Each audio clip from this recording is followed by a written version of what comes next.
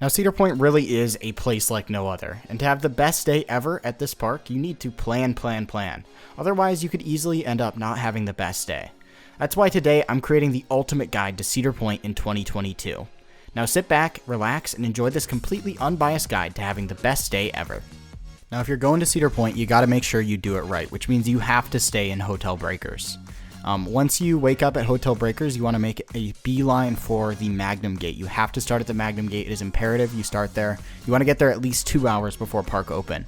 Once you're in line at the Magnum Gate, once they open it up, you're going to head straight in. Our priority is to get to Gatekeeper. That is priority number 1.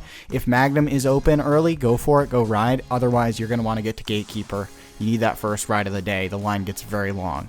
After Gatekeeper, you're going to go to Raptor. You're probably going to have to wait in a pretty long line for this. It's the most popular ride in the park, so it always gets pretty long lines. So you're just going to have to wait through it. Make sure you get in early. After that, you're going to want to go to Steel Vengeance. Once you get to Steel Vengeance, make sure you rent a locker. It's just a tradition.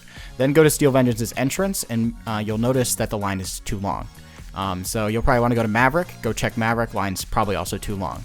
So instead, just go ride Monster. It's about the same ride as Maverick. You get the laterals, you get the airtime, you get that disorienting feeling of you don't know where you're at, and there's like no wait for it. So absolutely, instead of going to ride Maverick and waiting forever for that, go ride Monster. Heck, ride it twice, ride it 3 times. Absolutely go ride that instead. So after this, you're probably going to want to go eat. It's getting kind of late in the day. So you can go to the farmhouse. You'll probably go there and see that the line is too long. So instead, you can walk back to Monster, hit any of those other rides on that midway in between that train crossing and Backbeat Queue too. That's always a good option as you make your way to Backbeat Queue. Once you get to Backbeat Queue, it's about 12:30, so you're at the perfect time to beat that lunch rush. Go ahead and get your meal at Backbeat Queue. After lunch, go to Magnum. You'll probably get to the entrance and notice that the line is too long. So instead, just kind of when you're in front of Magnum's entrance, you'll turn around and realize that you're standing next to one of the best rides in the world.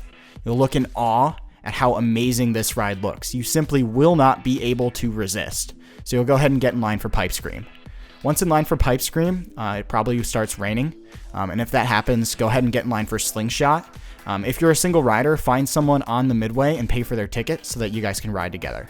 It's going to be totally worth just waiting in line together and having that buddy there. And I mean, you have to have him to ride, so it's definitely worth it. After this, I recommend heading to the back of the park. You'll probably hear Skyhawk on the way. If you want to ride that, go for it. You may end up getting in line for Snake River Falls instead. It's very easy to get confused. If you do get in line for Snake River Falls and you ride it, it is a water ride. So if you're all wet from that, you're probably going to want to go find Skyhawk's entrance, or I recommend just riding Slingshot again. Both are very good options. It's kind of up to you which way you want to do that. So now at this point, the park's going to be pretty busy, so I recommend heading to Forbidden Frontier. Now, this area of the park is absolutely fantastic because it has the best bathrooms in the entire park. Head straight to those bathrooms. Honestly, if you don't hit those bathrooms, then you didn't go to Cedar Point. They are absolutely the highlight of any visit to the park, and so many people miss these. It's unbelievable. So go hit those bathrooms. If you want to explore the rest of Forbidden Frontier, you're more than welcome to. Again, the park's busy at this time, so it's not a bad idea. But after you're done with Forbidden Frontier, it is time to ride one of the rides in the park with absolutely the strongest airtime. One of the most intense rides in the park as well. That's right, head straight to Corkscrew. Has got a pretty short line at this time of day, so head straight there. Absolutely a great ride. After Corkscrew, you're going to want to go back to check Steel Vengeance line and Mavericks. Both of them will probably be too long. So instead, go check Millennium Force's line. You'll notice the line's also too long.